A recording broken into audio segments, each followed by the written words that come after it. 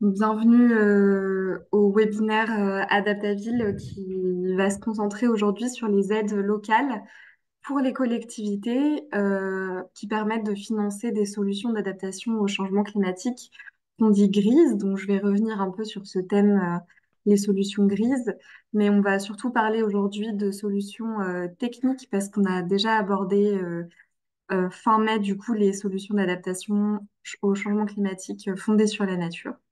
Donc, on est ravis de vous avoir aujourd'hui et merci beaucoup à nos intervenants aussi d'être présents. Donc, je vais pouvoir avancer. Sur les objectifs de ce webinaire, donc comme je le disais, c'est le deuxième webinaire d'une session qui est consacrée en fait à montrer un peu aux agents de collectivité, mais aussi à d'autres professionnels, les aides locales qui existent sur le territoire. Parce qu'en étant beaucoup en contact aussi avec les gens, on nous a fait remonter que il y avait souvent des difficultés de compréhension, même, enfin, il y a aussi besoin de la part des acteurs locaux de mettre en visibilité en fait les aides qui existent et il y en a qui sont nombreuses.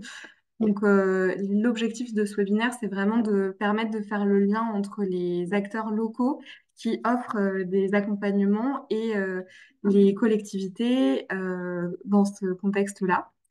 On aura aussi d'autres webinaires qui s'adresseront plutôt aux entreprises et ça, ce sera plus à la fin de l'année. Et on a donc un premier webinaire qu'on a fait sur les solutions d'adaptation fondées sur la nature, enfin les aides financières. Donc je vous mettrai le lien, enfin ma collègue Anna va vous mettre le lien dans le chat. Et vous pouvez aussi le retrouver en replay et retrouver tout le contenu sur le site internet. Donc aujourd'hui, on fait un focus sur les aides pour le déploiement des solutions techniques, donc des solutions grises. Euh, on n'est pas exhaustif, donc parce qu'on a autour de la table plusieurs acteurs, mais on n'a pas les acteurs étatiques qui peuvent forcément fournir aussi d'autres types d'accompagnement. Donc on a vraiment mis l'accent sur les principaux financeurs locaux. Mais je vous invite à aller sur le lien Aide Territoire, qui peut aussi vous permettre de découvrir d'autres aides pour les solutions grises. On va aussi vous présenter des projets qui ont bénéficié de ces aides et vous donner tous les liens utiles pour vous permettre en fait d'avancer dans vos projets et de savoir en fait en fonction de votre projet, de votre étape, comment vous pouvez éventuellement bénéficier de ces aides et quelles sont les démarches à faire et les contacts également. Et puis enfin, l'objectif, c'est vraiment de vous permettre d'échanger avec les différents intervenants donc, qui vont présenter chacun les aides pour lesquelles ils sont référents. Et ensuite, il y aura un temps d'échange de 5 minutes après chaque présentation. Et on a un temps d'échange à la fin aussi si vous avez des questions. Donc, je vais vous remettre, enfin, vous reparler un peu du déroulé. Donc, en premier lieu, on aura la métropole du Grand Paris qui va présenter les aides à la rénovation des bâtiments publics. Ensuite, l'ADEME Île-de-France qui présentera les aides pour la géothermie de surface, les boucles d'eau tempérées et les réseaux de froid. Ensuite, ce sera la région Île-de-France qui présentera les aides à la rénovation, la récupération des eaux pluviales, la mise en place de fontaines et le froid renouvelable. Et puis enfin, l'agence de l'eau qui présentera les aides pour la désimperméabilisation, les matériaux drainants et la récupération des eaux pluviales proposées donc, par l'agence. Donc, oui, sur les temps d'échange, pardon, j'ai mis le petit onglet Q&R. Donc, pour toutes vos questions, n'hésitez pas à utiliser en fait cet onglet questions-réponses. Vous pouvez pas parler et allumer vos caméras parce que sinon on serait trop nombreux et ce serait un peu la cacophonie. Mais vous pouvez poser toutes vos questions à l'écrit et nous ensuite on les fait remonter à l'oral à la fin des échanges. Et s'il y a des questions auxquelles on n'aura pas répondu, on pourra répondre, enfin, les intervenants pourront éventuellement répondre à l'écrit ou répondre plus tard s'ils n'ont pas tout de suite les éléments de réponse. Donc, je vais maintenant laisser la parole aux autres intervenants. Donc, je vais commencer par Anna qui travaille avec moi sur le projet. Anna, si tu veux bien te présenter. Bonjour. Du coup, je suis chargée de mission sur Adaptaville à l'Agence parisienne du climat et j'essaierai de regarder vos questions dans l'onglet dédié et de vous envoyer les ressources tout au long du webinaire. Merci. Et enfin, du coup, je vais passer aux intervenants. Donc, côté métropole du Grand Paris, on a Guillaume Clouard. Bonjour à toutes et à tous. Donc Guillaume Clouard, je suis chargé de mission rénovation thermique des bâtiments publics et j'interviens aujourd'hui car j'effectue l'instruction qualitative des dispositifs de financement du Fonds d'investissement métropolitain et du Fonds énergie pour donc deux dispositifs qui ont pour objectif de financer la rénovation énergétique des bâtiments publics de nos membres. Merci Guillaume. Ensuite, on a Mathieu de l'ADEME. Oui, bonjour à tous. Mathieu Meffley-Viprel, donc référent géothermie de surface à l'ADEME Île-de-France. Merci Mathieu. Ensuite, du coup, ce sera Daniel Richard de la région Île-de-France. Oui, bonjour à toutes et à tous. Donc, je suis référent adaptation au sein de la direction de l'environnement de la région Île-de-France, en charge notamment de la mise en œuvre d'un plan régional d'adaptation au changement climatique qu'on a adopté en 2022 et qui mobilise un ensemble de dispositifs financiers et d'appui aux collectivités que je vais vous présenter. Merci. Et enfin, Sébastien de l'Agence de l'eau. Oui, bonjour, Sébastien Dorieux, je suis chargé d'opérations spécialisées à l'Agence de l'eau. Je suis en charge des départements parisiens et des Hauts-de-Seine et j'ai principalement l'accompagnement des dossiers concernant la gestion des eaux pluviales sur le territoire. Merci beaucoup Sébastien. Et avant toute chose, je vais juste vous reparler un peu du contexte dans lequel s'inscrit ce webinaire et donc du projet Adaptaville, qui en fait est une plateforme web que vous pouvez consulter, qu'on a lancée avec différents partenaires, dont la Métropole du Grand Paris, la Ville de Paris, l'ADEME, Île-de-France, et on est aussi référent Plus fraîche ma ville. Et on est aussi en partenariat avec toutes les ALEC, notamment du territoire, sur ce projet. L'idée, c'est vraiment d'identifier des projets, des solutions d'adaptation qui ont déjà été mis en œuvre et de vous donner un peu toutes les informations techniques qui peuvent être nécessaires pour aussi réussir à vous informer sur ces solutions, mais aussi trouver des arguments, trouver des informations sur les coûts, etc. Donc, on a une carte des solutions, on a un onglet aussi sur les aides financières, on a des actualités et on a plus de 70 solutions. J'ai fait un petit focus ici sur les solutions grises, donc les solutions dont on va parler aujourd'hui. Donc, vous avez vu que ça balaye quand même pas mal de sujets qui sont assez différents. Notamment, l'Agence de l'eau parlera de la désimperméabilisation, mais pas que, aussi la région. Mais donc, on a pas mal de fiches sur des solutions pour désimperméabiliser la voirie, notamment des revêtements drainants qui sont ici présentés. On parlera aussi de la récupération des eaux pluviales à l'échelle du bâti. Donc ça aussi, c'est une solution qui est présentée sur Adaptaville. On parle aussi des solutions alternatives aux solutions fondées sur la nature, enfin, et complémentaires d'ailleurs. Par exemple, les voiles d'ombrage pour permettre d'augmenter la canopée urbaine et donc de créer de l'ombre en ville. Donc pareil, ça c'est référencé sur Adaptaville. On a aussi donc des solutions à l'échelle du bâtiment. Donc on va parler notamment des alternatives à la climatisation, à de géothermie de surface, etc. Donc ça c'est aussi sur Adaptaville. Et enfin, les fontaines, les brumisateurs. Donc là, ce sont des aides qui sont proposées plutôt par la région Île-de-France. Et je vous invite aussi à regarder ce qu'on a publié sur la matière sur Adaptaville, donc qui permet de voir un peu ce que d'autres acteurs au niveau francilien ont pu mettre en place. Sur les fiches pratiques, vous avez donc des retours utilisateurs. Vous avez plein de rubriques, mais donc des retours utilisateurs aussi. Donc là, je vous en ai mis un ici. Et on a aussi, donc aujourd'hui, on s'intéresse aux coûts. Donc on a un onglet sur les coûts et on a aussi un petit lien qui renvoie à chaque fois vers les aides financières. Et donc on a en fait un onglet aides financières qui référence de nombreuses aides locales en fait qui peuvent permettre d'accompagner vos projets. Donc, à la suite de ce webinaire, on va aussi compléter cet onglet avec les aides qui auront été présentées par les différents intervenants. On a d'autres types de ressources. On a notamment une brochure sur le changement climatique et l'adaptation qu'on a publiée avec Météo France qui rappelle un peu les chiffres clés sur l'évolution du climat sur le Grand Paris.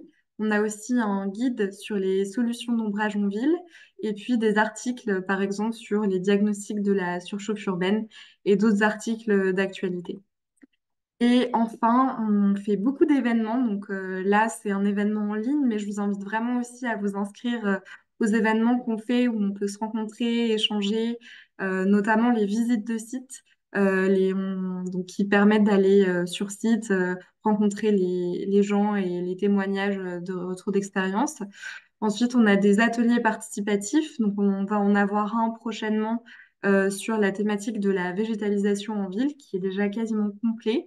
Et puis d'autres webinaires aussi. Donc, j'ai parlé d'un autre webinaire sur les aides financières pour notamment les entreprises en fin d'année.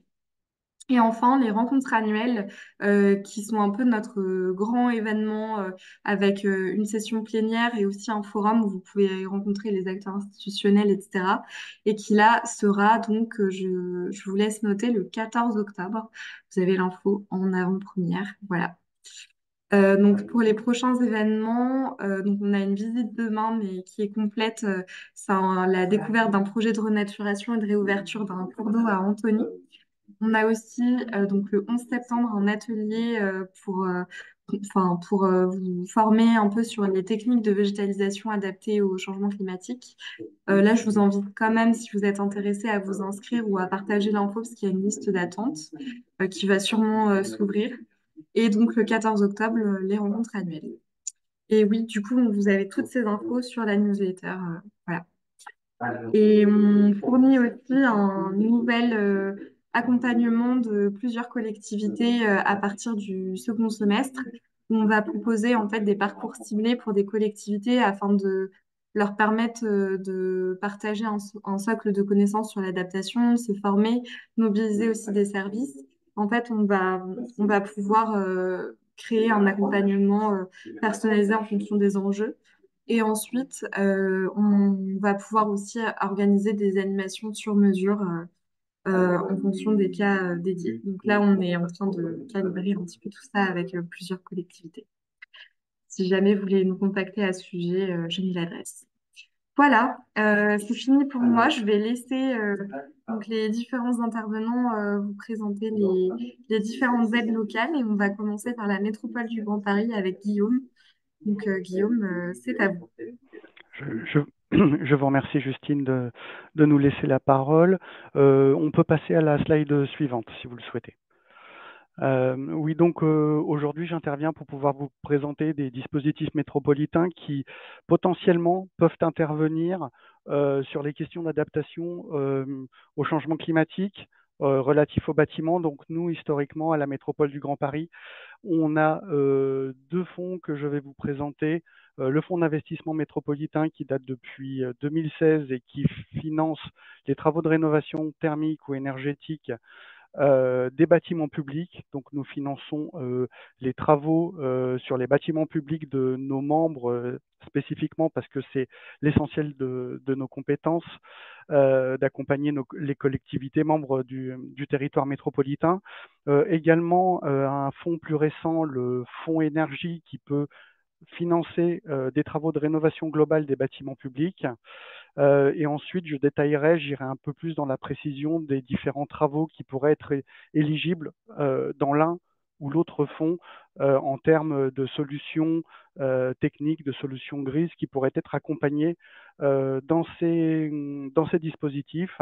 Et également, je passerai en revue quelques investissements qui ne pourraient pas être éligibles dans ces dispositifs pour ne pas se tromper.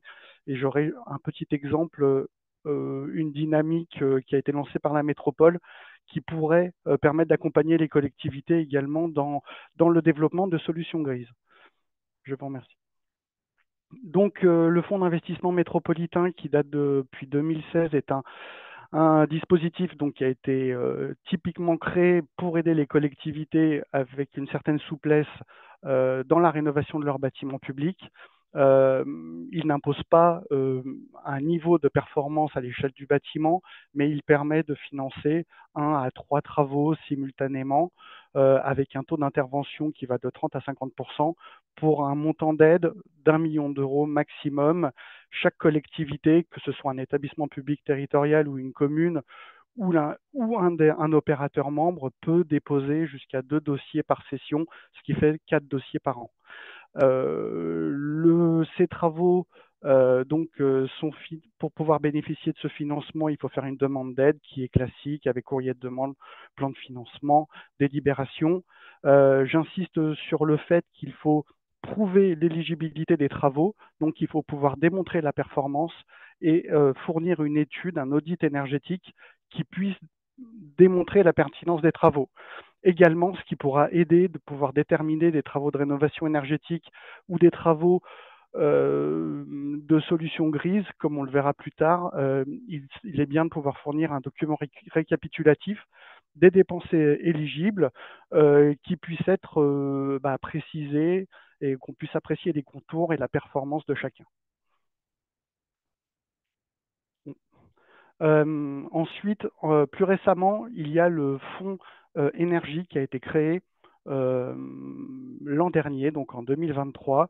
Il a vocation spécifiquement à financer le développement des énergies renouvelables et en termes de solutions qui permettent un niveau de rafraîchissement, il peut y avoir la géothermie de surface ou les réseaux de chaleur ou notamment de froid qui peuvent être financés en complément des critères du fonds chaleur de l'ADEME et on intervient en complément des dispositifs régionaux ou de l'ADEME sur ces technologies de rafraîchissement. Mais je vais plutôt vous parler aujourd'hui de la rénovation énergétique globale des bâtiments publics où le fonds énergie a une partie qui permet de financer les rénovations ambitieuses et globales. Pour aller plus loin dans le fonds énergie, donc, comme je le disais, le fonds énergie finance la rénovation globale.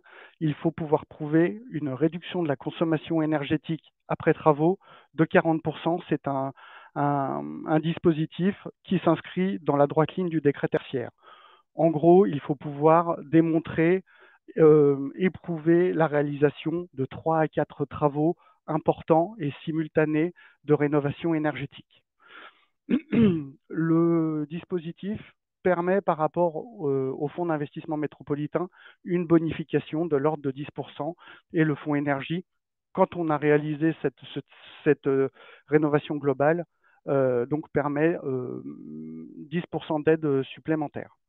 Il faut de même présenter une étude énergétique qui démontre l'économie générée par les travaux qui sont préconisés. Plus spécifiquement, dans le cadre du fonds énergie, je vais vous démontrer que des solutions grises peuvent intervenir. On voit à gauche les différentes dépenses éligibles qui sont entourées, des installations de chantier, couverture, étanchéité, menuiserie extérieure, isolation, bardage, ravalement. À droite, si on rentre plus dans le détail, on voit que ces travaux pourraient être éligibles dans le cadre de solutions grises, que ce soit en couverture ou en étanchéité, si on fait appel à des isolants à capacité thermique importante, par exemple des matériaux biosourcés. Pour ce qui est des portes, des fenêtres, des ouvertures, quand on rajoute des protections solaires mobiles ou fixes, eh bien, ces travaux sont éligibles et pourraient donc bénéficier d'aide du fonds énergie. Pour les ravalements, les isolations, les bardages, effectivement, ces types d'isolants protègent du chaud comme du froid. Si ce sont des matériaux biosourcés, ça augmente la capacité thermique de ces matériaux et donc ça permet une solution grise intéressante qui pourrait être financée dans le même cadre qu'une rénovation thermique classique. Et également pour la ventilation. La ventilation permet un rafraîchissement nocturne et c'est un type d'investissement qui, au même titre qu'un travaux de rénovation énergétique classique, puis peut rentrer dans l'assiette éligible en tant que solution grise.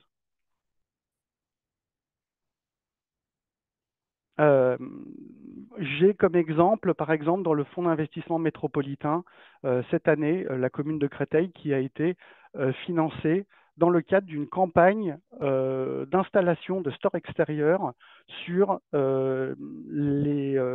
les surfaces vitrées qui sont le plus exposées au soleil sur 10 groupes scolaires en même temps. Donc il y a une campagne, on va dire, une campagne de limitation du rayonnement solaire à l'intérieur des espaces intérieurs des écoles sur 10 groupes scolaires pour un montant global de travaux d'environ 550 000 euros.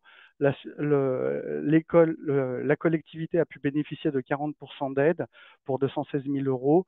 Et donc, ce type de travaux, au même titre que des changements des changements de vitres, des changements d'ouverture qui comporteraient des stores. Là, les stores qui permettent de limiter la pénétration du soleil à l'intérieur à l'intérieur des espaces et de limiter la surchauffe et de limiter l'utilisation de climatiseurs permet une économie d'énergie et est donc éligible au même titre qu'un changement d'ouverture classique. Donc, ce sont des projets qui sont moins récurrents, mais qu'on commence à voir arriver au sein du fonds d'investissement métropolitain, que ce soit pour la mise en place de stores extérieurs. On en a vu 2 cette année qui sont arrivés. Il y a également la commune de Tremblay en France qui a rénové intégralement un complexe sportif avec 3 solutions qui permettent de limiter la surchauffe estivale et améliorer le confort des occupants comme des gymnastes. Donc, il y a eu 3 technologies qui ont été mises en place. La mise en place d'une peinture sur la toiture pour limiter la surchauffe de la toiture et donc limiter la pénétration des calories en période de canicule. La mise en place de menuiseries extérieures et de panneaux isolants pour limiter la pénétration des calories par les murs du fait que ce gymnase avait des parois en polycarbonate transparentes qui chauffaient terriblement. Et enfin, la 3e technologie, c'est une tourelle ventilateur à échangeur thermique, un système de ventilation naturelle assisté contrôlé qui permet, en fonction des saisons, de pouvoir se moduler, de pouvoir faire de la surventilation nocturne, le cas échéant, et de pouvoir faire de la récupération de chaleur en été. Donc, ce sont des investissements qui, là aussi, fonctionnent autant pour le chaud que pour le froid et sont éligibles dans le cadre du fonds d'investissement métropolitain au même titre que des travaux de rénovation énergétique classiques. Des exemples d'investissements qui pourraient être éligibles. Donc c'est vrai que nos dispositifs ont été créés pour la rénovation thermique classique qui fonctionne classiquement en hiver. Mais pour l'été et pour la surchauffe, il y a des travaux qui ont des convergences avec la rénovation énergétique classique. Comme je le disais, donc on peut limiter la pénétration du rayonnement solaire pour éviter l'utilisation de rafraîchisseurs ou de climatiseurs, donc en installant des pare-soleil. On peut aussi utiliser des matériaux qui ont une inertie thermique plus importante, une capacité thermique plus importante, ou des isolants qui évitent de couper l'inertie thermique des murs extérieurs. Ce sont potentiellement des investissements qui pourraient être financés, mais comme je l'écris en rouge, il faut pouvoir nous le justifier et nous le démontrer par une étude thermique, en fait, que les travaux de lutte pour l'adaptation au changement climatique permettent une économie d'énergie, ce qui permet de rendre les travaux éligibles. On peut également introduire des technologies qui permettent la surventilation nocturne, le rafraîchissement par la ventilation, comme les puits canadiens ou les VNAC, comme j'en ai parlé tout à l'heure. Les investissements qui sont inéligibles à ce stade, alors c'est vrai que vous avez vu les solutions que l'on finance, ce sont des solutions qui sont structurelles, qui concernent l'enveloppe, qui font partie des murs du bâtiment. Il y a des solutions d'appoint qui existent, qui peuvent être intéressantes parce que par l'évaporation ou par d'autres technologies, par le brassage de l'air, ça permet de limiter la surchauffe et de faire baisser de quelques degrés la température intérieure, mais elles ne sont pas éligibles à ce stade. Je pense aux murs à eau, aux rafraîchisseurs par évaporation, aux ventilateurs de plafond. Ce sont des technologies qui sont ponctuelles, qui sont parfois mobiles, qui ne font pas partie du bâtiment et donc ne sont pas encore éligibles. Et les climatiseurs sont des technologies qui déplacent le problème et qui vont déplacer les calories d'un point A à un point B Et donc, ce ne sont pas des technologies qui ont une efficacité énergétique redoutable en faisant du rafraîchissement intérieur. En dernière slide, je voulais juste montrer un dispositif d'accompagnement de la métropole qui est une expérimentation qui accompagne 13 collectivités pour leur permettre, par un cycle de formation ou par une assistance par un bureau d'études, de pouvoir faire de la rénovation circulaire sur leur programme de rénovation.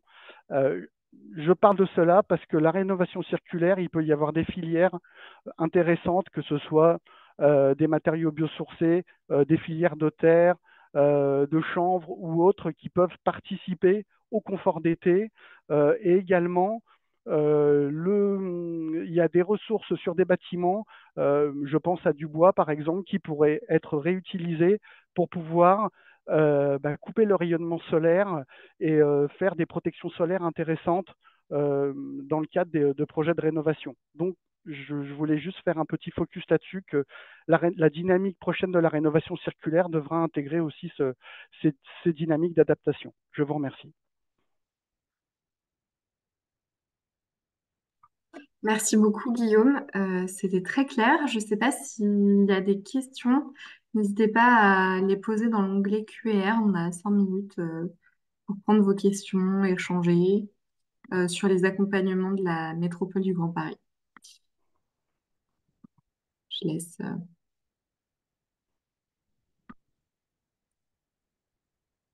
Moi, j'ai peut-être une question, Guillaume. Quand on parle de démontrer en fait des économies d'énergie pour des solutions, par exemple d'occultation, etc., ce serait par rapport à un potentiel projet de climatisation. Enfin, comment on justifie ces économies d'énergie? Alors oui, c'est une bonne question. Je pense que il faudra faire travailler nos bureaux d'études à ces questions. Il y a des travaux, des solutions grises qui permettent des économies d'énergie, que ce soit le fait de pouvoir stocker des calories à l'intérieur d'un mur et de pouvoir activer de la ventilation nocturne. Ça peut se calculer, ça peut permettre de faire baisser 2-3 degrés à l'intérieur.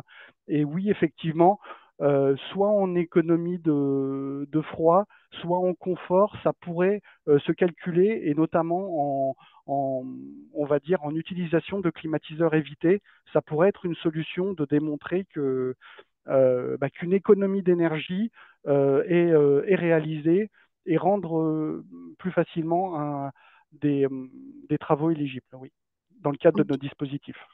Mais je pense qu'il y a de l'innovation de calcul à faire dans les prochaines années pour pouvoir démontrer les gains d'économie d'énergie qui sont réalisés. Ok. Et peut-être une deuxième question, plus pratique, à quel stade, enfin si vous pouvez nous redire à quel stade d'un projet, si moi je suis une collectivité, que j'ai un projet de rénovation, je dois vous contacter pour pouvoir bénéficier de ces aides dont vous avez parlé. Alors, disons que pour le fonds d'investissement métropolitain ou le fonds énergie, nos dispositifs sont taillés pour la rénovation classique, la rénovation thermique des bâtiments classiques. Ils ont l'habitude de nos dispositifs en ce sens. Et effectivement, je pense qu'il faut nous contacter le plus tôt possible pour pouvoir anticiper ces nouveaux enjeux d'adaptation au changement climatique et de pouvoir intégrer des solutions grises euh, parce que voilà, ce sont des solutions qui ne sont pas forcément innovantes, mais qu'il va falloir intégrer dans un dispositif qui est destiné à la rénovation énergétique classique, mais son intégration est possible. Ok. Et donc, on a une question d'un participant. Bonjour, vous parliez des ventilateurs de plafond comme inéligibles, donc les plafonniers brasseurs d'air.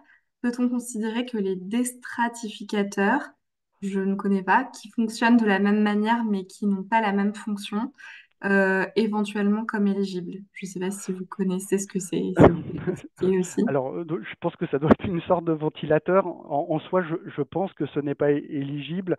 C'est du fait que pour l'instant, nos dispositifs, peut-être que ça évoluera pour la suite, mais on finance des solutions qui sont intrinsèques aux éléments constitutifs du bâti. Je parle de l'enveloppe, du chauffage, de la ventilation, toutes les parties énergétiques du bâtiment. On, on peut qualifier un ventilateur d'une solution en apport qui est mobile, qu'on pourrait déconnecter et mettre dans un autre bâtiment. Ce n'est pas une solution qui est intrinsèque et qui est propre au mur. Donc je pense que ces solutions techniques qui arrivent en apport ne sont pas éligibles à ce stade, mais peut-être que cela se fera à l'avenir parce que les dispositifs devront s'adapter et affiner, s'affiner pour pouvoir faire rentrer des solutions de baisse de température intérieure. Ok, merci beaucoup Guillaume. S'il n'y a pas d'autres questions, on va pouvoir passer à la prochaine présentation. Oui, Et dans tous les cas, Guillaume pourra répondre aussi par écrit. Du coup, oui, Mathieu, je vais vous laisser la parole. merci N'hésitez pas à me beaucoup. dire quand je dois changer les slides. Très bien. Bonjour à tous. Vous m'entendez toujours? Oui, très bien. Ok, parfait. Donc de mon côté, je vais enchaîner pour vous présenter les financements possibles à l'ADEME sur la géothermie de surface, boucle d'eau tempérée et réseau de froid. Voilà, donc je pense qu'on va passer directement à la prochaine. Voilà.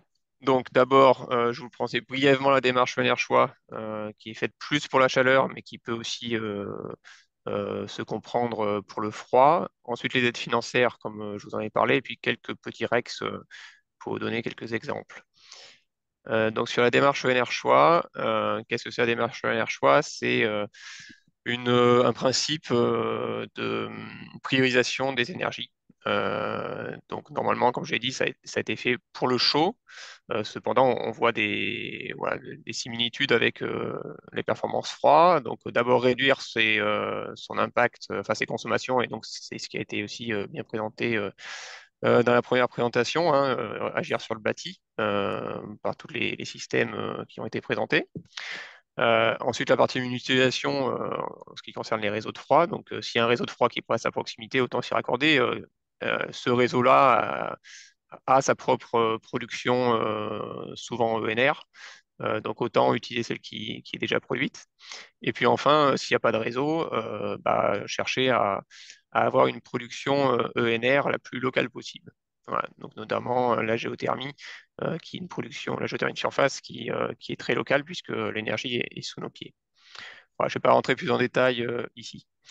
Donc, tout de suite, je vous dis comment déposer une demande d'aide, et puis on verra encore plus ensuite les sujets. Je vous ai mis tous les liens. Donc, le site de l'ADEME pour déposer demande, c'est agir-pour-la-transition.adem.fr. Vous y trouverez l'ensemble des dispositifs sur cette plateforme. Là, on va parler énergie, mais voilà, il y a vraiment tous les dispositifs sur les déchets, etc. Donc, n'hésitez pas à aller voir sur ce site. Bon, je fais vite, hein, et si vous avez des questions, vous pourrez les poser, bien entendu. Donc, sur la chaleur renouvelable et plus largement sur le froid renouvelable, donc on aide à la fois les études de faisabilité, donc que ce soit la création de réseaux de chaud et ou de froid, donc chaleur fatale, là ça ne concerne pas le froid, et les études de faisabilité de géothermie de surface, donc là on rentre tout à fait dans la thématique.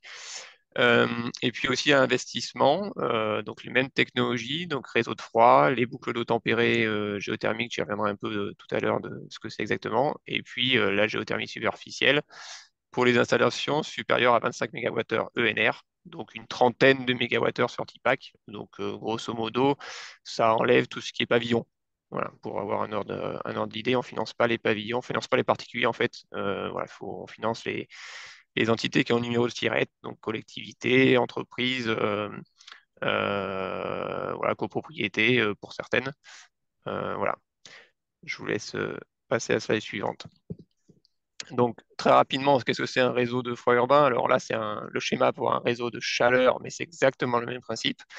On a une unité de production qui est centralisée, donc qui peut être des tours aéros, qui peut être de récupération enfin, du rejet de chaleur dans les eaux de Seine, par exemple. Voilà. On a une distribution via un réseau. Alors du coup, là, les flèches sont renversées pour un réseau de froid, hein, un réseau qui part froid, qui vient à chaque pied d'immeuble avec un échangeur qui vient rejeter les calories qui étaient dans le bâtiment sur le réseau. Donc, on vient réchauffer la boucle, la température du réseau, et donc le retour qui est plus chaud, qui revient vers l'usine de production. Voilà, donc c'est un schéma assez simple. C'est pour que vous ayez pardon, les idées bien en tête. On peut passer à la suite. Donc, qu'est-ce qu'on finance dans les réseaux de froid? Alors, nous, on finance extension et création, mais en fait, sur les réseaux de froid, il y a une clause un peu particulière, mais on en a parlé un petit peu. C'est donc déjà, il faut nous fournir une note qui explique que vous avez fait, en tant que collectivité, ou en tant qu'aménageur, réfléchir et diminuer les consommations, donc ce qui revient un peu à ce qui a été dit dans les derniers choix, par différentes solutions, solutions vertes, solutions grises, solutions douces. Et bon, si j'ai bien suivi, c'était l'objet d'un précédent webinaire, donc je ne Mm. vais pas rentrer dans le détail, mais voilà, c'est important d'avoir cette réflexion en amont et que la solution énergétique vienne pour ce qu'on peut plus réduire. Déjà, ça permettra de limiter les coûts d'investissement, dans la plupart des cas, avec des solutions énergétiques moins puissantes. Voilà. Donc, je vais pas beaucoup plus détailler ce slide-là, mais vous avez les éléments comme ça. Et donc, sur les réseaux de froid, on a plusieurs critères, notamment un taux de NR qui doit être sur le réseau supérieur à 50%. Plusieurs technologies éligibles pour alimenter, pour déterminer ce froid NR, hein. Géocooling, des thermofrigopompes, donc il reste des pompes à chaleur, notamment géothermiques, des groupes à absorption. Voilà, on voit alors, les eaux de lac, les eaux de mer, c'est un peu plus compliqué dans notre région, mais voilà, les eaux de surface. Euh, Quelles sont les grosses évolutions de l'année du 24? Alors, je ne vais pas vous rentrer dans tous les détails techniques, ça va vous barder sinon. Mais il faut retenir que sur les réseaux de froid, on dépend de la définition de froid ENR de la Commission européenne, donc qui est pour l'instant assez, comment dire, le calcul est assez limitatif sur du coup les mégawattheures ENR produits. Donc là, l'État est en discussion avec la Commission européenne pour redéfinir une formule de calcul de ces mégawattheures ENR. Voilà, donc c'est important de le savoir. Et donc nous, on aide les mètres linéaires de réseau de froid. Voilà, pour faire simple. Euh, voilà. Je vous laisse passer au slide suivant. Je vous ai mis quand même cette carte pour information, puisque le site France Chaleur Urbaine, donc qui est plutôt fait pour les réseaux de chaleur aussi, a une carte des réseaux de froid existants. Donc c'est pour vous donner un ordre d'idée quand même de ce qui existe. Donc on voit quand même le réseau de fraîcheur de Paris, donc à Paris. Mais on voit qu'il y a quand même tout un tas de petits réseaux de froid qui existent, celui de la Défense notamment et d'autres. Donc voilà, si vous avez des bâtiments à proximité, bien entendu, la priorité est de s'y raccorder, comme j'ai dit. Ce qui apparaît pas forcément, c'est aussi les ZAC. Les ZAC sont assez propices à développer des tout petits réseaux de froid, parce que souvent, c'est une mixité entre des logements, mais aussi des bureaux, des commerces, etc. Je vous laisse avancer. Donc, qu'est-ce que c'est une boucle d'eau tempérée, alors, géothermique, donc la BETG, on appelle ça BTEG. Euh, Contrairement au réseau de froid que je vous ai présenté juste avant, où on a une production centralisée, l'avantage des boucles d'eau tempérées sont que on peut avoir tout un tas de productions décentralisées de différentes énergies, donc principalement de la géothermie, mais on voit que voilà, ça peut être à la fois mélangé entre des eaux usées, des sondes, de la nappe, et évolutif. On n'est pas obligé de créer tout le réseau d'un coup, on peut, et toute la production surtout d'un coup. Donc on peut commencer un petit réseau avec un petit peu de sonde par exemple, et puis l'étendre progressivement en fonction, par exemple sur une ZAC, ça peut être intéressant, où les bâtiments sortent pas tous au même moment, et ça peut s'étaler sur une dizaine d'années. Et donc ça peut être intéressant de lisser aussi l'investissement de la production. Donc en fait, on a une production décentralisée, un réseau qui lui est à basse température, entre 15 et 30 degrés. Et à chaque pied d'immeuble, on a des pompes à chaleur donc, qui peuvent, suivant les bâtiments, faire du chaud et du froid. Et donc c'est là qu'on voit le froid arriver et permet de du coup bien mutualiser les besoins de froid et les besoins de chaud. Par exemple, si on a un hôpital ou des bureaux qui en été ont des besoins de froid et des habitats à côté qui ont des besoins de chaud quand même, puisqu'il y a toujours l'eau chaude sanitaire toute l'année. Bah, le froid qu'on va réinjecter, les bureaux vont réinjecter sur le réseau, va pouvoir être utilisé juste à côté par les habitations. Voilà. Je rentre là encore pas trop dans le détail, vous pourrez poser vos questions au besoin. Et donc, oui, pardon, juste ces boucles d'eau tempérées donc, sont financées au même titre que les réseaux de froid par une analyse économique du projet. Ensuite, donc la géothermie de surface. Alors, comme c'est une technologie qui n'est pas très connue, je me permets de vous expliquer un peu ce que c'est. Il y a plusieurs technologies. Donc, on parle de géothermie sur nappe, quand on vient puiser de l'eau dans une nappe souterraine. Alors, la géothermie de surface, c'est à moins de 200 mètres de profondeur. Bon, pardon, en général, les nappes en Ile-de-France sont autour de 30 à 80 mètres de profondeur pour les nappes de géothermie de surface. Donc on vient puiser, récupérer les calories et réinjecter dans un autre puits qui est un peu plus loin pour éviter le recyclage thermique. Donc je précise qu'il n'y a pas de consommation d'eau, on récupère que la chaleur. Donc c'est important de l'avoir en tête. Ensuite, de l'autre côté du trait, on a tout ce qui est technologie sur boucle fermée, circuit fermé. Donc on ne va pas puiser de l'eau, on vient récupérer uniquement la chaleur de la Terre. Donc on a des schémas des sondes qu'on va défiler sur différents types. Mais on a d'autres systèmes, les pieux géothermiques, qui sont quand vous avez un immeuble qui a besoin de pieux de fondation, on peut insérer à l'intérieur des sondes et que ces pieux aient un double usage, à la fois soutènement du bâtiment, mais aussi récupération de chaleur ou de froid. Et puis des technologies un peu moins profondes qui n'ont pas besoin de foreuse, comme les corbeilles géothermiques, les murs géothermiques. Voilà, il y a tout un tas de systèmes, donc il y a forcément un système qui est adéquat pour votre projet. Je vous laisse avancer. Donc, voilà, qu'est-ce qu'on peut faire avec la géothermie? Donc, le chauffage ECS et, comme vous le voyez, du rafraîchissement, voire la climatisation. Donc, la différence entre les deux, rafraîchissement, on ne passe pas par la pompe à chaleur, mais je vais revenir un petit peu sur le fonctionnement de la pompe à chaleur. Donc, on met en contact, en quelque sorte, avec un échangeur, la fraîcheur du sol, puisque le sol est toujours à environ 14 degrés, avec les émetteurs, souvent plancher chauffant, ce qui permet de rafraîchir sans quasiment consommer d'électricité. Après, quand on est en période vraiment de forte chaleur, on peut mettre en route la climatisation, mais qui, contrairement à une PAC aérothermique où on rejette les calories dans l'air et qui crée les îlots de chaleur, qui renforce les îlots de chaleur, comme ça a été évoqué tout à l'heure, là, on réinjecte dans le sol, qu'on peut réutiliser à la saison de chauffe suivante pour faire du chauffage en plein hiver. Voilà. Donc c'est hyper intéressant à ce niveau-là, la géothermie. Je vous laisse avancer du coup.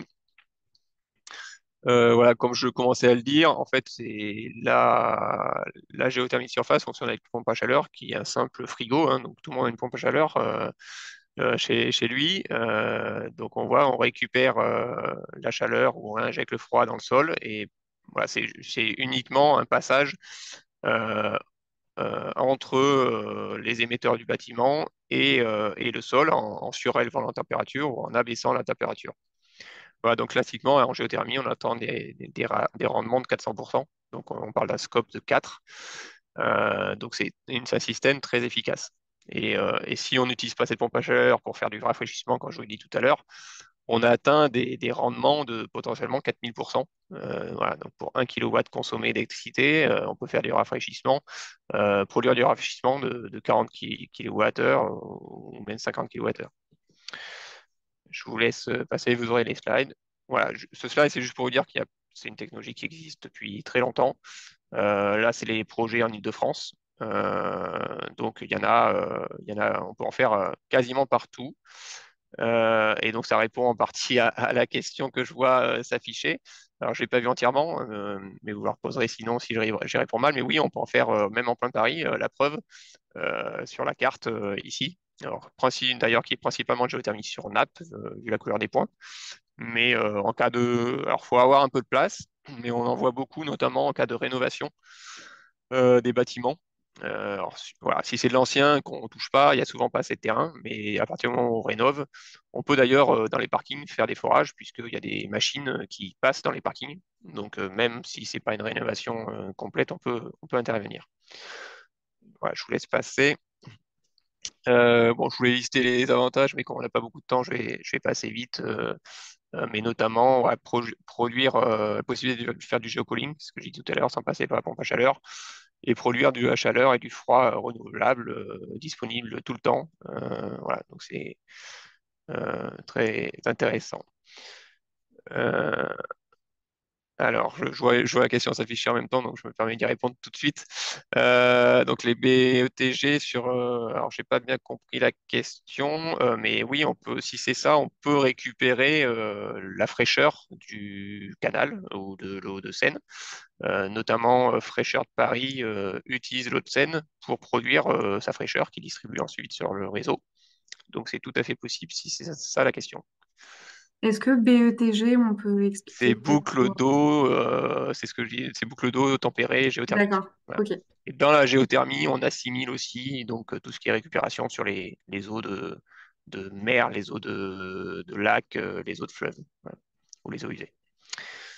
Donc quelques critères techniques du coup pour financer ces projets à l'ADEME. Donc, on a des règles sur les COP normés. Donc, le COP, c'est plutôt pour la production de chaud. Mais donc, il y a l'équivalent pour le froid qui est le EER, voilà, qui est en dessous. Donc, ça, c'est uniquement des performances techniques des pompes à chaleur qui sont normées en usine. Voilà, donc, il suffit de choisir une pompe à chaleur performante. Ensuite, on a les critères sur le SCOP et le SEER. Et donc là, ce sont des critères à l'usage. Donc, on fait la production de la pompe à chaleur divisée par les consommations électriques. Il faut que ça soit assez performant, c'est-à-dire que une pompe à chaleur va moins bien fonctionner si en chaleur on monte très haut en température. Donc si on veut produire à 80 degrés pour alimenter des radiateurs en fonte, bon, ça ne va pas très bien marcher, on va dégrader le scope. Et donc là, vous n'avez pas été éligible.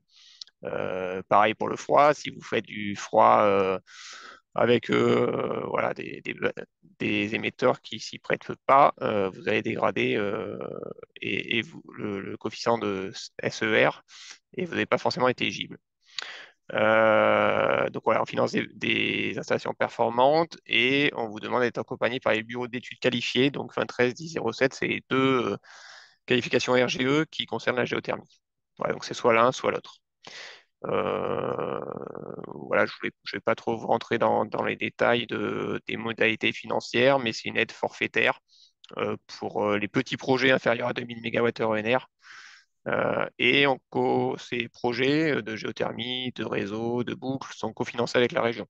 Voilà, donc je pense que mon homologue vous en parlera un petit peu tout à l'heure, mais je ne vais pas trop m'apesantir ici. Je vous laisse passer du coup, comme le temps Ok, passe je vite. passe. Oui, on est un peu en retard, c'est ce que je voulais Voilà, dire donc aussi. quelques petits REX donc, sur le réseau de froid, donc celui de la Fraîcheur de Paris, de la ville de Paris, c'est ce que je disais tout à l'heure, hein, une partie de la production de froid est faite à partir d'eau de Seine. Donc ils viennent puiser l'eau, récupérer les. Alors c'est plutôt, ils viennent puiser l'eau et on réinjecte les calories qu'on a puisées dans les bâtiments et qui ont été transportées via le réseau de froid dans la Seine. Alors, bien sûr, il y a des limitations, hein, on n'a pas le droit d'avoir des écarts très importants. Euh, donc voilà, mais c'est une méthode écologique pour produire le froid et surtout qui renforce pas les îlots de chaleur. Ça, c'est un point hyper important, surtout en plein cœur de Paris. Voilà, ce qui n'est pas le cas du tout des climatiseurs, pardon, qu'on peut acheter et mettre voilà, sur chaque logement individuel notamment. Oui, on a une fiche sur le sujet. Voilà, On vous pourra vous avez la une mettre. fiche, je vous Mm. laisserai la consulter du coup et voilà. Vous pourrez même par la suite répondre aux questions, vous aurez mon contact après. Quelques règles de géothermie de surface pour terminer. Donc là, je vous avais mis un peu sur les nappes et un peu sur les sondes. Alors, petite nouveauté, hein, ça a été annoncé l'année dernière ou il y a 2 ans. Le palais de l'Élysée va bientôt être chauffé à la géothermie de surface sur nappe. Euh, voilà, mais il y a plein d'exemples, notamment la géothermie est aussi très, très pertinente pour les centres aquatiques. Je vous ai mis celui de Tournan qui est encore en phase de construction. Euh, et notamment parce qu'il y a besoin de déshumidification et comment on fait la déshumidification avec du froid. Donc là, on rentre complètement dans ce cadre-là des besoins de froid. On peut parler aussi du projet emblématique du quartier Pleyel qui alimentera également le village olympique et paralympique dans un mois. Enfin, c'est déjà alimenté, mais qui va être mis en lumière dans un mois. Là, voilà, c'est un très gros projet, vous voyez, donc on peut aller aussi bien sur des petits projets. Voilà. Enfin, il faut avoir en tête que les projets de sonde sont souvent plus petits que les projets de nappe. Et là, vous voyez, donc on peut extraire du 200 mètres cubes par heure d'eau pour le village olympique. C'est un très gros projet. Pour avoir un ordre d'idée, la production de chaleur totale sur le projet, c'est 20 gigas et c'est 9 gigas de froid. Donc c'est vraiment énorme. Quelques exemples aussi sur les sondes. Pardon, juste voilà, avec l'école Jules Ferry de Trappes, je vous ai mis les liens sur les fiches de la librairie, l'écoquartier de Nanterre ou l'entrepôt-logistique de Moisy-Cramayel, voilà, qui ont chacun voilà, entre 14 et 100 sondes qui produisent de la chaleur et du froid pour la plupart. Voilà, et je vous ai mis ensuite les différentes coordonnées de mes homologues aussi, et comme ça vous avez toutes les informations nécessaires.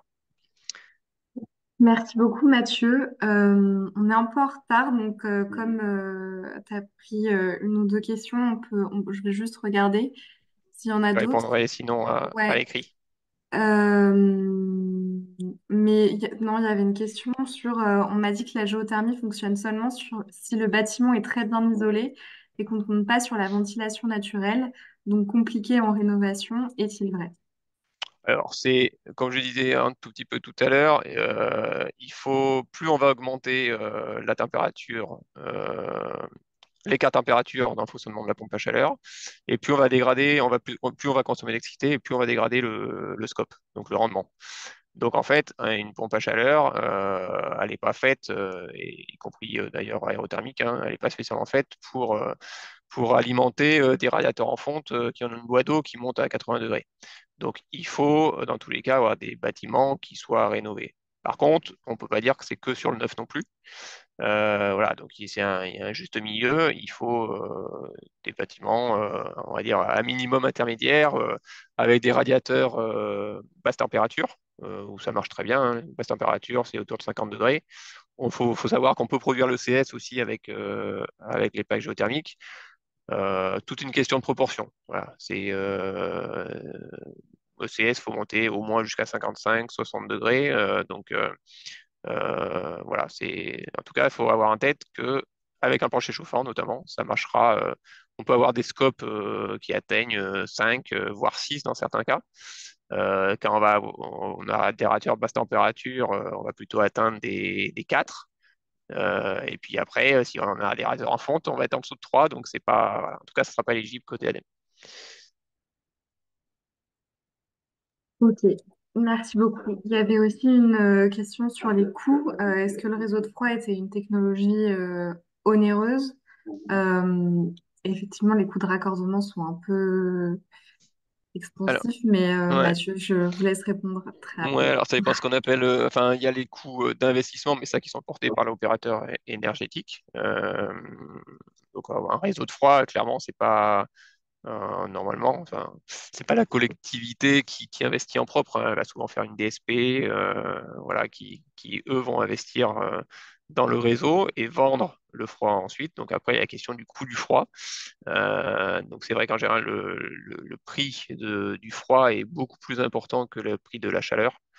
Euh, voilà. Après, par rapport à ça offre certains avantages, hein. On n'a pas besoin de local de production, notamment. On n'a pas d'entretien voilà, des tours aéros quand on a des tours aéros.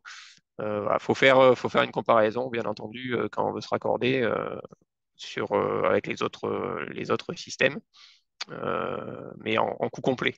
Voilà. Ok, merci beaucoup. N'hésitez pas à poser vos questions à l'écrit dans le chat aux différents intervenants. Si vous en avez, ils pourront y répondre à l'écrit. Et à la fin, s'il nous reste un peu de temps. Je vais maintenant donner la parole à la région Île-de-France, donc pour présenter des aides, pas uniquement du coup sur le bâtiment, on sera aussi sur d'autres aides. Donc Daniel, je te laisse prendre la parole. Merci beaucoup. Oui, merci beaucoup, Justine. Donc, comme je le disais, la région a un certain nombre d'aides sur différents types de solutions grises d'adaptation au changement climatique qui s'inscrivent dans un plan régional d'adaptation au changement climatique. Donc, je vais vous présenter 5 aides différentes pour différentes solutions. Donc, avant toute chose, donc, pour tous les appels à projets que vous déposez à la région, deux types de documents. Donc, le règlement d'intervention, c'est le document un petit peu maître, cadre, qui définit toutes les conditions d'éligibilité, les types de projets, etc. Il est parfois associé avec un cahier des charges qui précise un petit peu ce règlement d'intervention, précise par exemple les préconisations techniques, etc. Euh, de manière un peu similaire aux autres structures, le mieux c'est de nous envoyer un mail le plus tôt possible dans la vie du projet au référent technique que je vais vous indiquer pour échanger sur ce projet. Déposer dans tous les cas le projet avant le démarrage des travaux, compter environ un minimum de 3 mois entre le dépôt des projets et leur passage en commission permanente devant les élus régionaux. Si le projet est éligible, 3 mois, c'est un strict minimum, mais faut souvent compter un petit peu plus, sachant qu'on est à environ 4 ou 5 commissions par an. Et donc là, par exemple, pour un passage en commission permanente de novembre, on a une date limite au 15 août, sachant que la plupart des appels à projets sont ouverts de manière continue, donc les dossiers peuvent être déposés en continu. Donc, premier appel à projet dont je vais vous parler, c'est pour l'installation de fontaines dans l'espace public, donc donner de l'hydratation aux citoyens dans un objectif d'adaptation au changement climatique et de lutte contre les déchets plastiques. Donc, on a un certain type de fontaines qui sont éligibles, d'autres non. Donc, tout ce qui est borne fontaine, fontaine murale, fontaines à brumisation, fontaines qui peuvent être arrêtées à distance, ce serait éligible. En revanche, des fontaines qui prévoient de l'écoulement en continu, qui ne permettent pas de remplir les gourdes, tout ça, c'est du matériel qui ne sera pas éligible, sachant qu'on privilégie les projets d'ampleur qui prévoient l'installation de plusieurs fontaines sur le territoire. On prendra en charge la moitié des coûts des dépenses éligibles et près de 8 000 € par fontaine.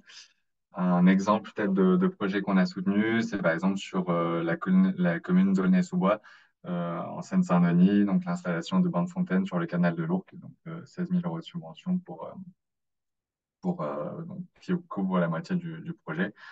Euh, je vais ensuite passer donc au deuxième appel à projet qui est donc dans le cadre d'un dispositif eau et milieu aquatique, donc qui prévoit un certain nombre d'accompagnements en termes de solutions vertes, mais aussi en l'occurrence de solutions grises pour la récupération d'eau pluviale à des fins d'arrosage des espaces verts, donc pour des collectivités, des associations, des établissements publics. Donc on pourra prendre en charge des travaux d'aménagement qui permettent la récupération de l'eau de pluie sur des bâtiments pour arroser les espaces verts et des travaux de raccordements associés.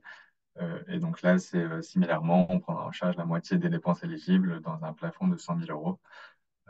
Donc un exemple de projet qu'on a financé, par exemple, c'est sur la commune de Montgégoel en Seine-et-Marne, une subvention de 1 700 euros pour l'installation de 3 cuves de 2 mètres cubes chacune sur un bâtiment scolaire avec une toiture pour arroser un jardin public qui est à proximité du groupe scolaire. Troisième dispositif dont je vais vous parler, c'est celui du budget participatif écologique, alors qui est un dispositif qui a un fonctionnement un petit peu particulier. L'objectif, c'est vraiment que les Franciliens proposent et se saisissent des projets qui sont sur leur territoire. Donc, ce sont des projets locaux qui sont proposés par toute personne morale francilienne. Donc, euh, toutes les collectivités, associations locales, etc., euh, qui proposent donc des projets qui sont donc dans 6 domaines, donc espace vert, mobilité, vélo, mobilité propre, alimentation, propreté, économie circulaire, énergie renouvelable, efficacité énergétique, santé environnementale. Ces projets passent devant une première commission d'admissibilité. Ceux qui, donc pour des premiers jugements sur la capacité à les retenir ou pas. Ensuite, passe devant un vote des franciliens. Puis, les projets lauréats bénéficient d'une subvention qui va jusqu'à 10 000 euros, entre 1 000 et 10 000 euros selon un barème. Grosso modo, on est souvent vers 70% de taux d'intervention. Et donc, dans le domaine de l'adaptation au changement climatique et des solutions de crise, on va pouvoir financer, par exemple, des solutions de pergola, de voilure, d'ombrage ou des brises-soleil. Donc, c'est vraiment pour des petits projets, des petits projets locaux. Donc, par exemple, deux projets qu'on a pu soutenir, c'est l'installation d'une pergola dans le cimetière de Andrézy, dans le Val d'Oise, 10 000 euros de subvention. Euh, Par exemple, ou sinon, la pose de films anti-chaleur dans les écoles de la commune de Nemours en Seine-et-Marne. Donc là, la 6e session du budget participatif écologique vient de se clôturer. Donc la septième session devrait ouvrir donc à la fin de l'année ou au début de l'année prochaine, sachant que par exemple sur cette session, on était sur un dépôt des projets de fin décembre à janvier, début février, et un vote des franciliens qui vient de se clôturer là au mois de juin. Alors, quatrième appel à projet que je vais vous présenter, donc c'est celui sur la chaleur et le froid renouvelable dont on vous a déjà beaucoup parlé, juste pour vous mentionner qu'effectivement la région accompagne en complément de l'ADEME des projets d'études, donc le schéma directeur de froid, mais aussi du coup des extensions de réseaux de chaleur et de froid. Donc pour les travaux, par exemple, on accompagne jusqu'à 2 millions d'euros et 30% des dépenses éligibles, et puis 50% des dépenses éligibles jusqu'à 50 000 euros pour les études.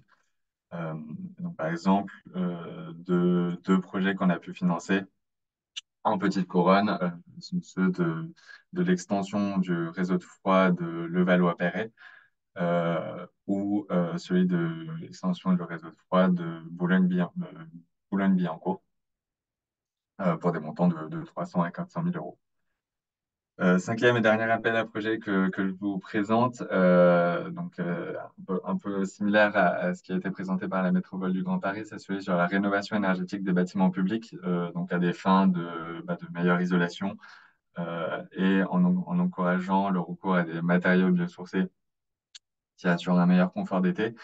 Donc on va financer à la fois des études, donc des plans stratégiques patrimoniaux qui portent sur sur un ensemble de bâtiments de la commune, donc jusqu'à 50 000 euros. Et pour ce qui concerne les travaux, on va accompagner donc jusqu'à 450 000 euros par projet, donc la moitié des dépenses éligibles pour tous les postes qui concernent la rénovation énergétique des bâtiments, donc travaux d'isolation, remplacement des menuiseries, remplacement des systèmes de ventilation, etc. Tout ça à des fins de meilleur confort d'été. et encore une fois en privilégiant le recours à des matériaux biosourcés. Et donc, un exemple de projet qu'on a soutenu, par exemple, c'est celui d'un groupe scolaire sur la commune de Mours, donc dans l'Oise, euh, qui a donc procédé à toute l'isolation en ossature bois, rénovation des menuiseries, recours à des énergies renouvelables, etc. Donc, c'est ce genre de projet ambitieux qu'on souhaite encourager. Je vous ai mis en dernière slide tous les contacts auxquels vous pouvez avoir accès pour ces différents appels à projets.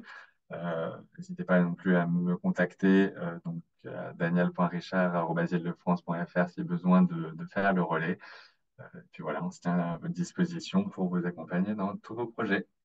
Merci. Merci beaucoup, Daniel. C'était très intéressant. Ça a permis de voir aussi que les solutions grises, donc ça touche aussi l'espace public notamment. Il y avait une première question sur la récupération de l'eau. Est-ce que pour la récupération de l'eau pour l'arrosage, on peut financer un projet de récupération d'eau de piscine trop plein ou trop plein perdu pardon, ou vidange de piscine?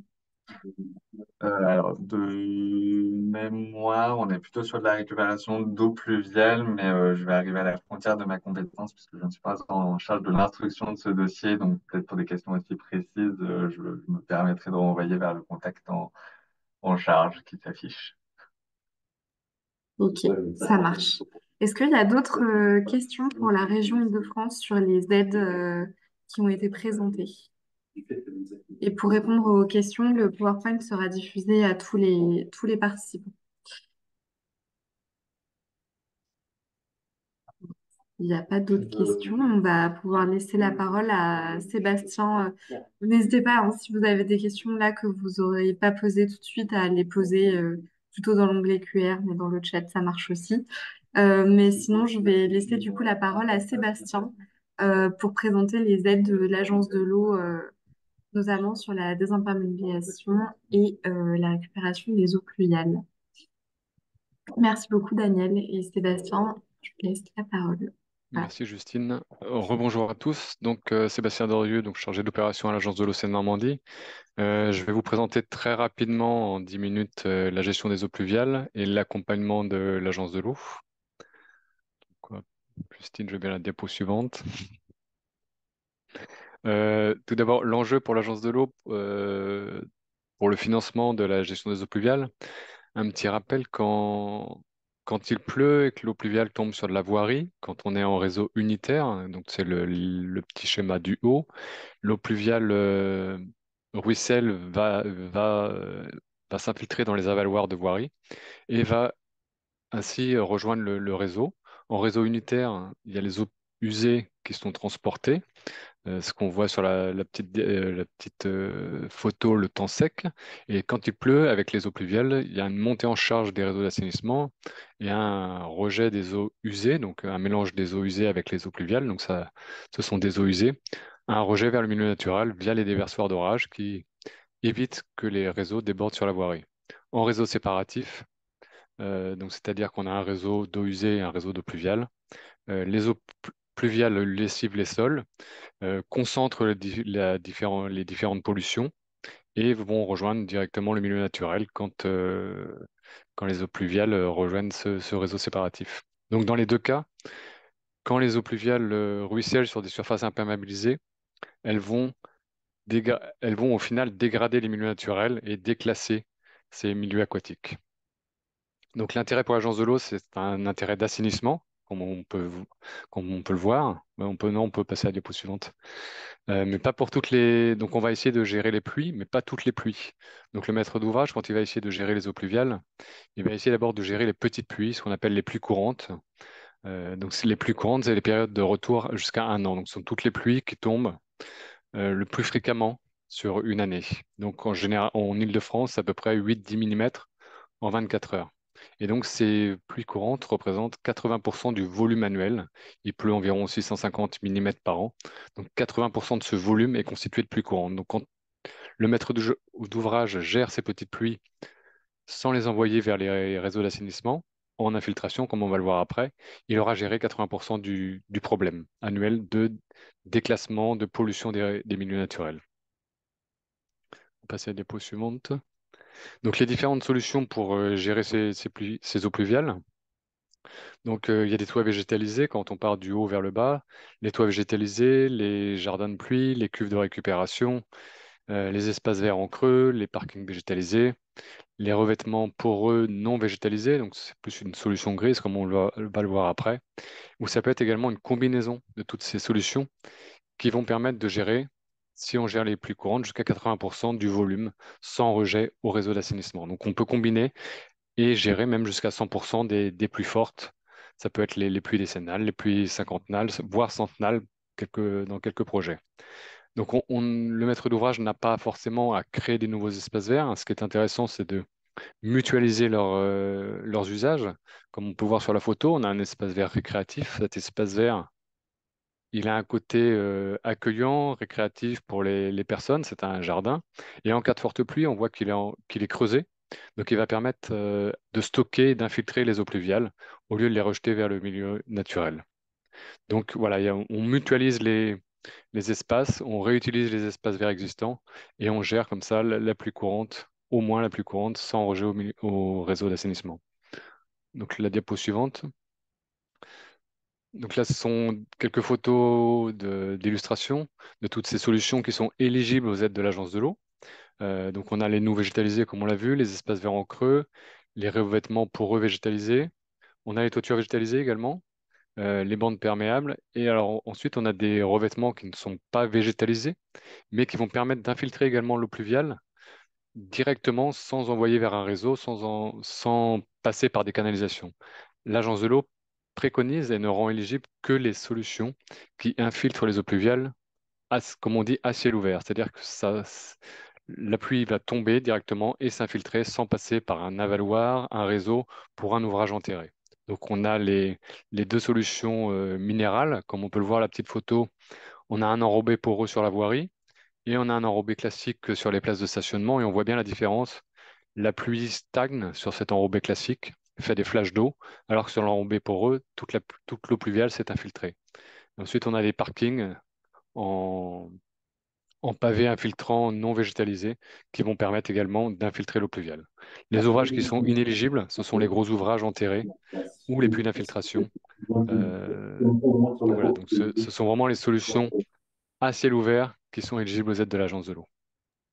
Je On me va voir permets quelques juste, exemples. oui, juste sur les Oui, revêtements poreux, on va vous envoyer dans le chat les fiches sur les revêtements poreux qu'on vient de publier aussi, qui peuvent vous donner des idées de ce que peut financer par exemple l'agence de l'eau. je crois qu'il y a quelqu'un qui a laissé son micro ouvert. Alors, je pense que c'est mon collègue qui parle à côté, Ah, pardon, d'accord. désolée. Ok. Donc, quelques illustrations. Alors, ce que je vais appeler les solutions grises, donc, qui sont non végétalisées. Donc là, sur la photo, ça ne paraît pas forcément, mais c'est une piste cyclable en béton drainant. Donc, j'ai fait une petite coupe à côté. Donc, vous avez le béton drainant qui va reposer sur une grave non traitée. C'est une sous-couche de gravier qui est poreuse. Donc le béton drainant est poreux, la sous-couche est également poreuse et directement l'eau pluviale va pouvoir s'infiltrer du ciel vers le sous-sol directement et ne pas rejoindre les réseaux d'assainissement. D'ailleurs, on peut voir que sur la photo, on n'a pas d'avaloir de voirie. L'eau pluviale va directement rejoindre, il n'y a pas besoin d'avaloir. Donc la diapo suivante. Une autre solution, alors ça c'était en phase chantier, c'est pour ça que je montre cette photo, ce sont des pavés non jointifs. Donc là, c'est pas fini, mais on voit bien que entre chaque gros pavé de grès, il y a un petit espace qui est laissé pour que la petite pluie, à minima, puisse s'infiltrer dans ces joints. Donc ça peut être des joints non végétalisés, comme sur la photo, ou végétalisés. Les deux solutions permettent d'infiltrer la petite pluie sans qu'elle rejoigne le réseau. Les fortes pluies, en cas de grosses pluies, bah, la petite pluie va s'infiltrer et le surplus peut ruisseler vers le réseau d'assainissement. Mais on aura déjà géré au moins 80% du problème. Diapo suivante.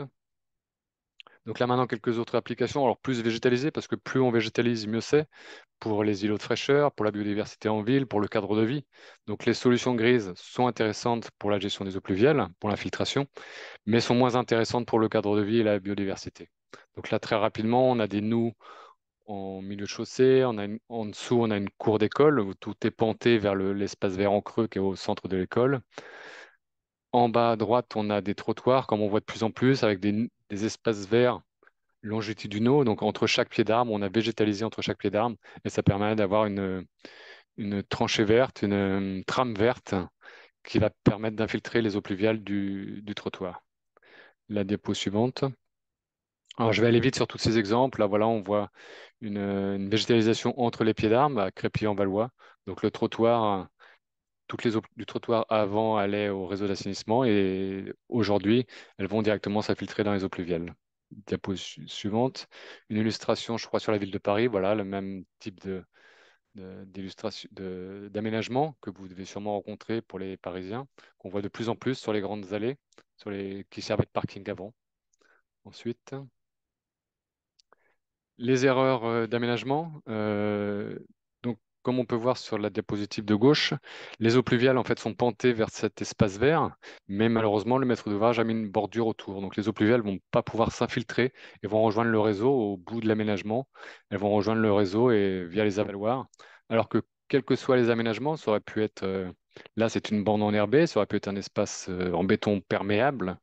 Les eaux pluviales qui ruissellent, s'il n'y avait pas de bordure, s'infiltreraient directement dans cette zone perméable et ne rejoindraient pas les eaux pluviales, les réseaux d'assainissement. La récupération des eaux pluviales. Alors là, on a un prototype qui a été installé sur un immeuble de Paris Habitat. Donc, l'eau pluviale qui tombe sur la toiture va rejoindre cette réserve d'eau en façade. Et on voit sur la photo de droite, il y a un petit robinet de tirage pour tirer l'eau pluviale qui a été stockée pour être réutilisée. Alors, l'intérêt sur la photo d'après, c'est ou bien on peut tirer sur chaque réservoir, à chaque étage pour la réutilisation dans les logements, pour les machines, les toilettes ou le nettoyage, ou bien en bas, on voit donc le petit robinet de tirage pour l'arrosage ou le nettoyage des espaces publics. Alors, il y a un intérêt de stockage des eaux pluviales, comme on l'a dit tout à l'heure, mais il ne faut pas que le stockage soit trop petit pour que le trop-plein parte au réseau, parce que sinon, il n'y aurait aucun intérêt vis-à-vis des rejets au réseau des eaux pluviales. Donc, à minima, si le réservoir est plein, ce qu'il faut, c'est qu'il y ait un trop-plein vers un espace infiltrant. Comme ça, on a stocké l'eau pluviale, on peut la réutiliser, et si on ne la réutilise pas, on la filtre. Donc, c'est gagnant-gagnant. On ne la renvoie plus au réseau et on peut faire des économies d'eau avec cette ressource qu'on a stockée. Et les trop-pleins les, les cuves de récupération qui ont un trop-plein en infiltration sont éligibles aux aides de l'agence. Donc on va passer. Les toitures, je vais passer aujourd'hui. Voilà, donc elles sont éligibles s'il y a un substrat supérieur à 8 cm, c'est tout ce qu'il faut retenir sur les toitures végétalisées. Donc les aides financières de l'agence de l'eau. euh, Aujourd'hui, on est au 11e programme de l'Agence de l'eau qui prend fin à la fin de l'année, fin 2024. On a trois niveaux d'aide, 30, 60 ou 100 euros par mètre carré. Les mètres carrés qu'on prend en compte, ce sont les mètres carrés dont les eaux pluviales ne rejoignent plus le réseau. Donc, ce sont tous les mètres carrés des surfaces désimperméabilisées, qu'elles soient végétalisées ou perméabilisées tout simplement, et toutes les surfaces déconnectées, c'est-à-dire les surfaces dont les pluies vont partir en infiltration après aménagement. Donc, ces trois niveaux d'aide varie en fonction de l'augmentation ou de la diminution des surfaces de pleine terre entre avant et après le projet, du taux de végétalisation de ces nouveaux aménagements, de la gestion des petites pluies, voire des pluies fortes, et de l'épaisseur de substrat pour les toitures. Donc on a trois niveaux d'aide sur lesquels on applique ensuite un pourcentage d'aide sur la diapositive suivante. Donc les 30, 60 ou 100, ce sont l'assiette d'aide sur les montants plafonds. Et ensuite, on applique 40% pour les entreprises et 80% d'aide pour les collectivités ou les bailleurs sociaux ou les copropriétés. Ça, ce sont pour les travaux et les études sont financées à 50%. Ces montants d'aide sont valables, donc, comme je vous l'ai dit, jusqu'à fin 2024 et en réalité pour tous les dossiers qui vont être déposés à l'agence avant le 30 septembre. Donc, il reste 3 mois pour, pour le 11e programme. Au 12e programme qui va démarrer au 1er janvier 2025, donc pour tous les dossiers qui seront déposés après le 1er octobre, on va passer à la diapositive suivante. Donc, on va garder le même principe de rendre éligibles les produits qui permettent l'infiltration des eaux pluviales sans rejet au réseau. Il y a une différence avec le 11e programme. Au 11e programme, un projet qui densifiait, qui, qui, qui permettait de déconnecter les eaux pluviales bien qu'on réduisait les surfaces de pleine terre, parce qu'on pourrait avoir une densification, mais une meilleure gestion des eaux pluviales. Ces projets, dès qu'il y a une diminution de pleine terre, ne seront plus éligibles. Ils sont éligibles aujourd'hui, ils ne sont plus éligibles aujourd'hui pour favoriser les projets qui participent un peu à la biodiversité, au maintien au moins des surfaces en pleine terre. Ensuite, les toitures végétalisées pour un substrat inférieur à 8 cm ne sont pas éligibles, ça c'est comme aujourd'hui. Et au 12e programme, on va simplifier. Donc on n'aura plus ces niveaux d'aide de 30, 60 ou 100 euros avec un pourcentage de subvention. On aura des aides qui vont être calculées tout simplement en fonction de la surface des raccordés, comme on l'a vu comme aujourd'hui. Et ensuite, on aura un bonus pour les surfaces de pleine terre végétalisées. Donc on aura 2 niveaux d'aide, une aide pour les surfaces des raccordés et une aide pour les surfaces de pleine terre végétalisées. Donc une surface de pleine terre végétalisée, elle aura les 2 montants d'aide. Celle pour la surface de pleine terre créée, voilà, elle aura une aide parce qu'elle sera déraccordée, parce qu'on a créé un espace infiltrant.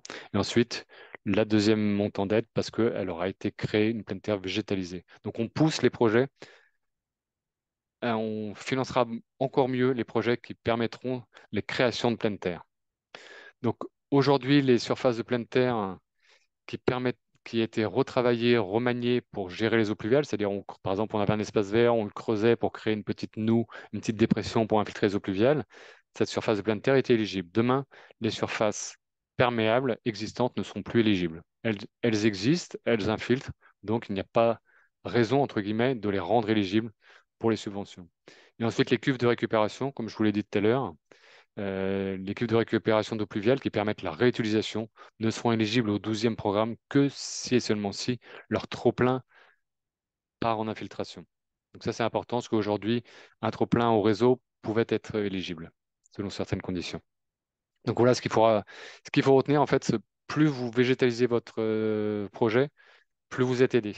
Et plus vous déraccordez, plus vous êtes aidé également. Donc vraiment, on pousse au déraccordement et à la création d'espaces de pleine terre. La- Voilà, donc une petite diapo, mais vous avez la présentation. Donc, ce qu'il faut retenir surtout, c'est qu'il faut solliciter l'aide de l'agence de l'eau avant le premier ordre de service, l'ordre de service de préparation ou avant la signature du bon de commande. Ensuite, le dépôt d'un dossier à l'agence de l'eau est relativement simple. Il y a 3 pièces, un formulaire, un petit dossier technique qui explique la situation avant, après et l'objet des travaux et la gestion des pluies.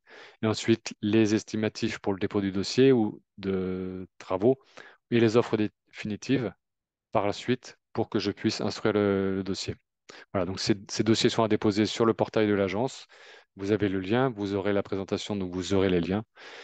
En général, quand c'est un dossier de désimperméabilisation ou de gestion des eaux pluviales, pour la région, il y a également des aides qui peuvent être appelées. Le même dossier peut être envoyé aux deux instances, à l'agence et à la région. Ce n'est pas la peine, en général, de faire un dossier différent. Je crois que c'est tout. Merci beaucoup. Bon, c'était Il un y a, peu rapide, euh, mais voilà, en 10 minutes, j'ai un peu débordé en plus. il y a d'autres slides. Tu veux... Celle-là, bah, c'était juste pour montrer un peu en 2023 ce que l'agence avait financé sur la région parisienne, sur l'Île-de-France. Donc on voit que c'est quand même des projets encore très urbains. On commence à s'étendre de plus en plus. Il y a eu des projets sur Évry, un peu plus sur Créteil, voilà, mais c'est principalement encore concentré sur Paris et Petite Hum, Couronne, les projets. Voilà, c'était juste une illustration. ouais. Merci. Merci beaucoup, Sébastien. Alors, est-ce qu'il y a des questions? Moi, j'en ai noté plusieurs dans le chat.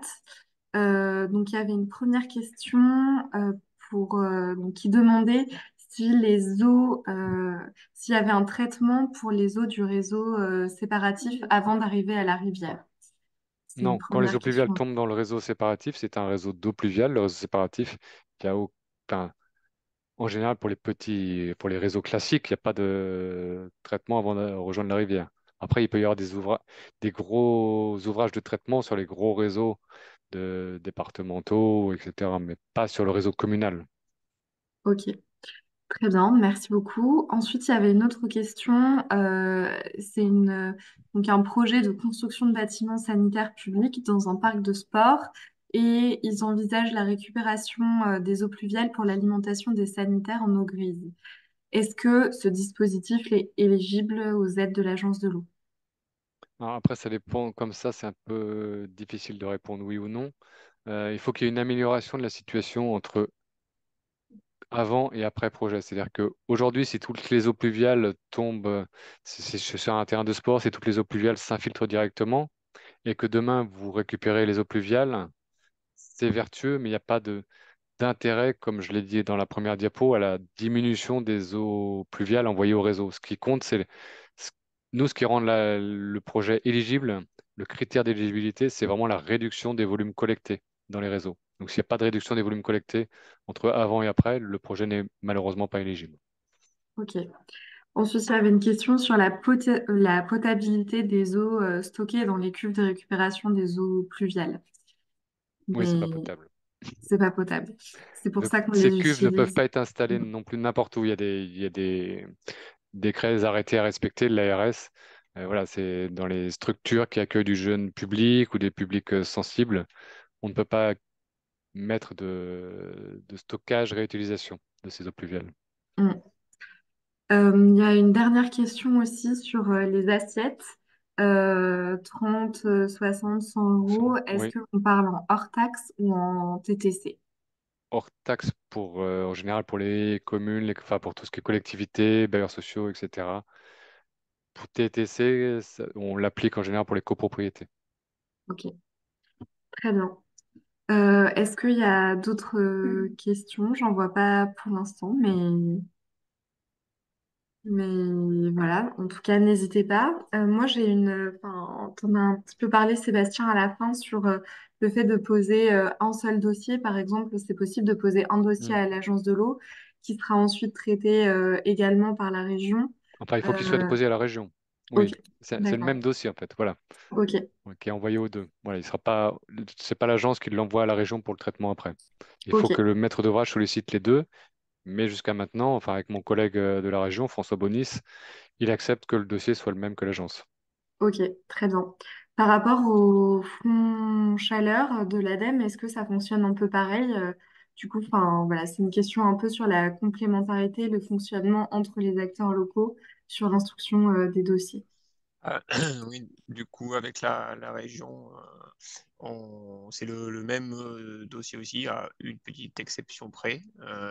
Donc, il faut déposer aussi sur les deux plateformes, celle de l'ADEME et celle de la région. Voilà. Après, on co-instruit les dossiers, mais il faut bien déposer sur les deux plateformes.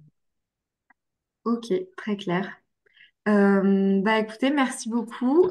Ça montre vraiment bien le panel des différents types de solutions qu'on peut mettre en œuvre pour l'adaptation au changement climatique. Donc on l'a vu, enfin Sébastien aussi a bien illustré dans sa dernière présentation que c'était beaucoup la combinaison de solutions qui était aussi très intéressante à envisager pour pouvoir maximiser les bénéfices des solutions qu'on veut mettre en œuvre. Donc mettre en place des comportements, Mathieu, du coup, tu l'expliquais aussi dans ta présentation, enfin, essayer de pouvoir justifier au maximum qu'on a fait tout notre possible avant de solliciter des aides, par exemple, pour la mise en œuvre de solutions grises et de rafraîchissement actif. Nous, c'est des sujets qu'on va traiter beaucoup plus sur Adaptaville, les solutions de rafraîchissement sur le bâtiment. Donc, je vous invite vraiment à rester attentif, à regarder le site, à pouvoir vous inspirer. N'hésitez pas si vous avez des questions, on a une adresse de contact. Vous pouvez aussi nous solliciter, nous envoyer toutes vos questions. On va vous envoyer aussi après ce webinaire du coup les slides, mais aussi en récap des liens utiles et les liens aussi des prochains événements. On a aussi un replay du webinaire qui va être mis en ligne sur notre chaîne YouTube. Donc, si vous voulez revoir un petit peu les présentations, n'hésitez pas. Si vous le souhaitez, on va aussi mettre tous les récaps en fait des aides qui ont été présentées sur l'onglet aide financière locale d'Adaptaville. Donc, vous pourrez aussi retrouver tous les liens utiles, etc. sur notre site. Euh, voilà, on a plein d'autres événements à venir, donc n'hésitez pas à vous abonner à la newsletter, vous inscrire. On serait ravis de vous voir en vrai et de nous poser aussi vos questions. On peut vraiment faire le lien aussi avec les différents intervenants.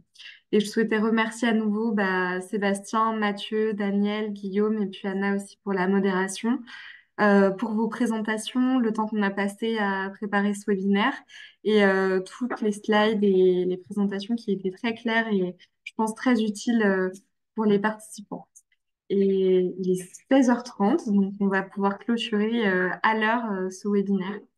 Merci beaucoup. Au revoir. Merci. Merci. Merci, au Au revoir. revoir. Merci, au revoir.